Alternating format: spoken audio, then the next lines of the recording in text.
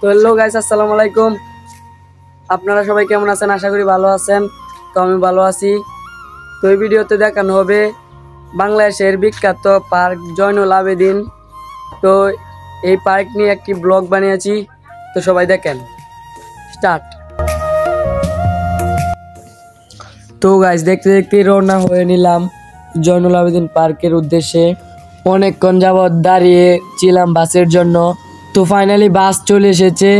বাসের মধ্যে করে আমরা প্রায় 2 ঘন্টা জার্নি করার পরে চলে আসলাম ময়মনসিংহ ব্রিজে। তো এখানে অনেকক্ষণ যাবৎ রেস্ট নিয়ে রওনা দেওয়া হলো জয়নুল আবেদিন পার্কের উদ্দেশ্যে। একটু সামনে গিয়েই একটা অটো নিয়ে যাচ্ছি জয়নুল আবেদিন পার্কে। তো অনেকক্ষণ প্রায় 20 মিনিট জার্নি করার পরে আরেকটা রিক্সা নিয়ে চলে গেলাম একদম পার্কের গেটে। তো এখানে অনেকক্ষণ জার্নি করা হলো, প্রায় 15 থেকে 20 মিনিট। তো সার্কিট হাউস মাঠের সামনে দিয়ে যাচ্ছিলাম আমরা। তো মাঠটা অনেক বড় দেখা যাচ্ছে, জীবনের প্রথম মাঠের সামনে দিয়ে যাচ্ছি। তো এখানে আর কোন সময় আসা হয়নি, কোনো একটা উদ্দেশ্যে আসা হলো। তো ফাইনালি চলে আসলাম জয়নুল আবেদিন পার্কে।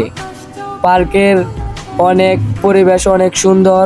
তো পার্কের ডান সাইডে দিয়ে আছে অনেক লম্বা বয়ে যাওয়া নদী। তো এটা হচ্ছে পার্কের মধ্যস্থর। আর যাই বলেন, পার্কের পরিবেশটা কিন্তু অনেক সুন্দর। তো আচ্ছা দেখেন, আমি আপনাদেরকে দেখাইতেছি, আপনারা আমার পাশেই থাকেন। গাছের সবুজ পাতার থাকে তোমার ছোঁয়া মিশে থাকে, সে ছোঁয়া খোঁজে তোমাকে।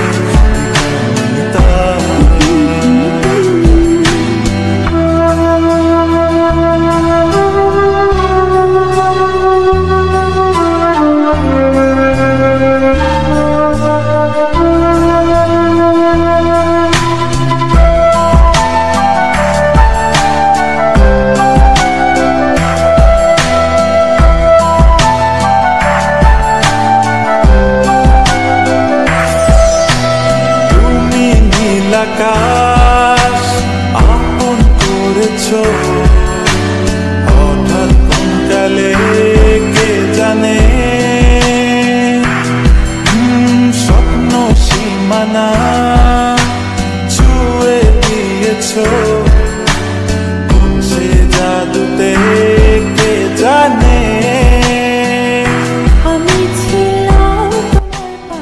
তো ফাইনালি জয়নুল আবেদিন পার্ক ঘোরাঘুরি শেষ।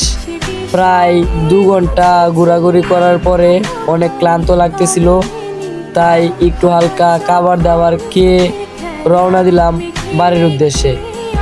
তো সবাই ভালো থাকবেন, সুস্থ থাকবেন। ব্লগটা এই পর্যন্তই। আল্লাহ হাফেজ।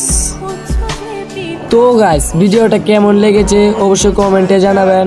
দেখা হচ্ছে অন্য একটা ভিডিওতে। সেই পর্যন্ত সবাই সুস্থ থাকবেন, ভালো থাকবেন, আর আমার জন্য দোয়া করবেন। আমি আপনাদের জন্য দোয়া করব। এই বলে আমি আমার ব্লগ শেষ করতেছি। শেষে আকাশ নীলে স্বপ্ন